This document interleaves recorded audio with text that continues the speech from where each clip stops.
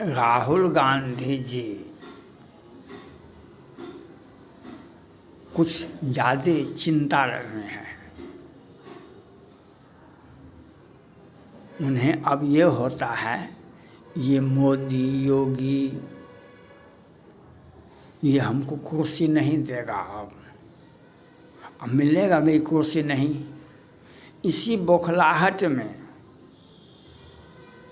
वह अपना आपा खो बैठे हैं। अब इन्हें यह ज्ञात हो गया जो अब हमको कुर्सी नहीं मिलेगा। जब कुर्सी था तब बैठते, तब इनको तत्कालीन प्रधानमंत्री मनमोहन सिंह ने इनको एक बार ऑफर दिया, आप राज्य मंत्री में केंद्र सरकार में ज्वाइन कर लीजिए। ये भाग गए।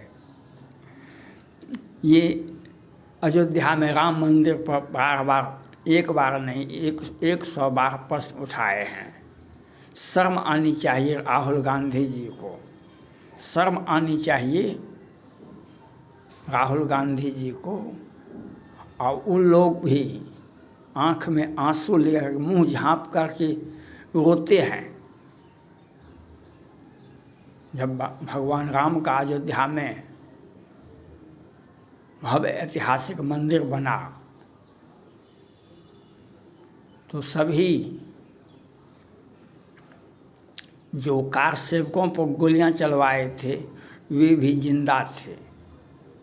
जो कार सेवकों पर गोलियां चलवाए थे वे भी थे ही। और राहुल गांधी जी, आप 4 से 13 तक 10 बरस के बच्चे नहीं थे। आप माँ और बेटा मिलकर के 4 से 13 तक आप सरकार चलाए। पहले की घटना को छोड़िए, 4 से 13 तक तो आप सरकार चलाए माँ बेटा मिलकर के। तो क्यों नहीं अयोध्या में भव्य ऐतिहासिक राम मंदिर बनवा दिए? मोदी योगी ने गलत किया। वहाँ पर अयोध्या में भगवान राम का मंदिर था तो नाच गाना हो रहा था आपके मुताबिक। ठीक है, नाच गाना हो रहा था तो आपने 4 से 13 तक में क्यों नहीं राम मंदिर बना दिए? आपने क्या किया?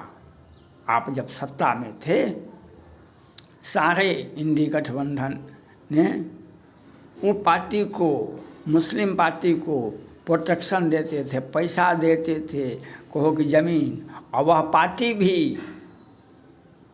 पार्टी भी सुप्रीम कोर्ट तक गया। भगवान राम के ज़मीन, इन्हीं के ज़मीन में बसा हुआ था भगवान राम,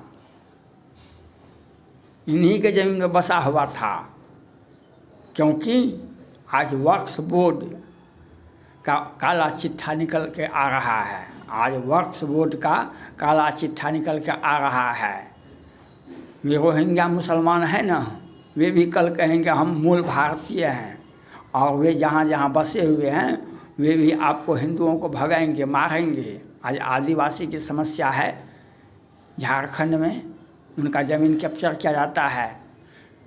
रोहिंग्या मुसलमान, बंगाली, बांग्लादेश के, पाकिस्तान के लोग आए हैं और बेचारे ये धीरे धीरे सिकुड़ गए हैं।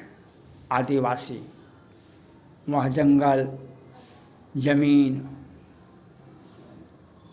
पर कैप्चर कर लिया है।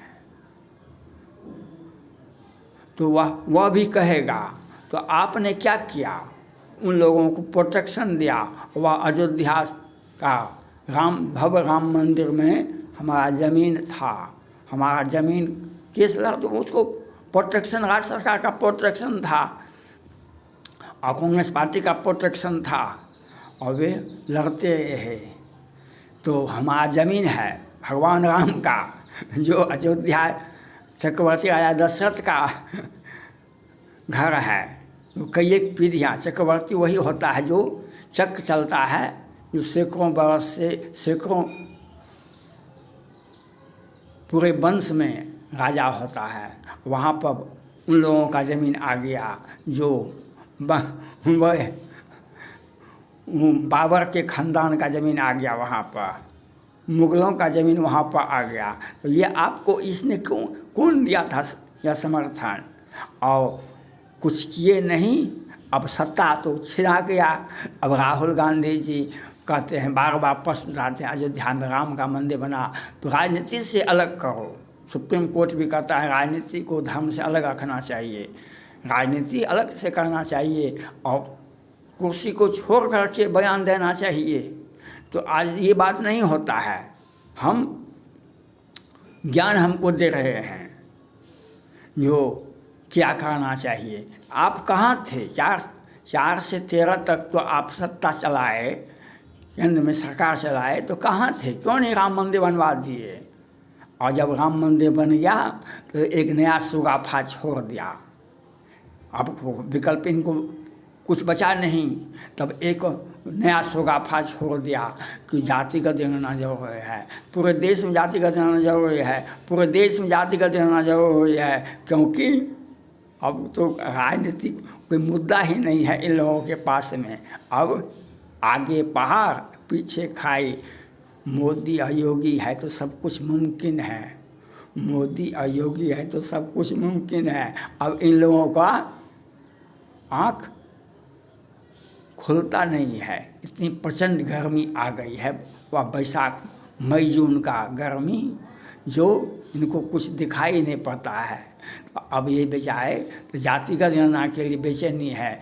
बिहार से शुरू हुआ 100 में 90 हमारा है, 10 का शासन नहीं चलेगा, नहीं चलेगा।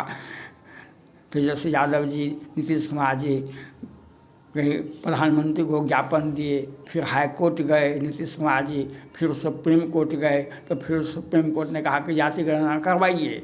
है जातिगत जनगणना करवाइए तो क्या हुआ? अपना जात का करवाइए न, अपना घर का करवाइए, अपना वह दिन में 3 बार, साल में 17 बार जातिगत जनगणना होना जरूरत है, लेकिन अपने जात का करवाइए न। क्योंकि राजनीतिक तो कहीं राजनीति तो मिट गया। राहुल गांधी जी हो, बहुत सारे नेताओं का राजनीतिक मिट गया। राहुल गांधी जी का राजनीतिक वह जब तक मोदी और योगी जिंदा है, कांग्रेस राहुल गांधी जी भारत के प्रधानमंत्री नहीं बन सकेंगे। हाँ, यह बात सही है। बहुत मंदिर में प्रवेश किए हैं, बहुत मंदिर में पूजा पाठ किए हैं, जनेऊ लेके दिखाए हैं। तो कुछ न कुछ तो भगवान के यहाँ जाइएगा, तो अगर हिंदू मंदिर में जाइएगा तो आपको तो वह तुलसी का दल, वह प्रसाद तो आपको मिलेगा ही। आप मस्जिद में जाइएगा तो आपको आशीर्वाद मिलेगा ही। तो यह मिलेगा, तो यह 40 से अभी 99 हो गया, हो सकता है अगला बार इनको फिर 50 हो जाए, फिर अगला बार इनको 100 हो जाए, 150 हो जाए। संसद ये होता रहेगा, क्योंकि राजनीति है, बड़ी पार्टी है तो होगा। लेकिन सत्ता सपने हो में नहीं आ गया। सत्ता होता है राम के चरण के नीचे। राम जहाँ तीर्थ चली आवा, राम जहाँ तीर्थ चली आवा। और मोदी और योगी के रहते ये राहुल गांधी जी सत्तासीन नहीं होंगे।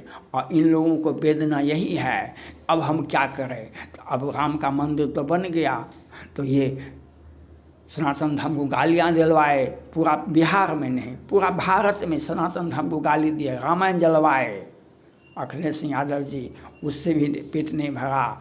तो कोरोना कैंसर कहा, वह कहा, रामायण की व्याख्या की। वो कौन कौन प्रोफेसर थे रामायण की व्याख्या की। अब लेकिन अब जीवन निराश हो गयो, जीवन निराश हो गयो। ये प्रधानमंत्री नरेंद्र मोदी जी, उत्तर प्रदेश के मुख्यमंत्री जी ने इन लोगों का राजनीति को कुचल दिया। और राहुल गांधी जी देखते हैं, अब सड़क पर हैं तो कुछ तो बोलेंगे, पदयात्रा ही करेंगे, लेकिन अब जातिगत गणना के लिए बेचैनी दिखा रहे हैं। अब वह भी कहेगा, तो क्योंकि जातिगत गणना नहीं, इनको वेदना है, इनका राजनीति मिट गया है। अब पीछे आगे का नेतृत्व मत सोचिए, पीछे पीछे चले रहो, पीछे पीछे चले रहो। हर पार्टी कार्यकर्ता को बनाता है जो हमारे पीछे पीछे चलता रहे, हमारा काम करता है। अब पीछे पीछे चलो, आगे का नेतृत्व मत सोचो। 14 वाले 24 में शपथ ग्रहण नहीं करेंगे। 14 वाले 24 में शपथ ग्रहण किए, आपने देखा, पूरा दुनिया ने देखा, पूरा भारत ने देखा। राहुल गांधी जी, आप सड़क मार्च करते रहिए और राम के बारे में, अयोध्या के बारे में मत बोलिए, और आपका पतला हालत हो जाएगा जिसका आप तुलना नहीं, सोचा नहीं होगा जो आपका कितना बड़ा दुर्गति होता है। राम विमुख यह हाल तुम्हारा आप सभी जानते हैं। थैंक्स।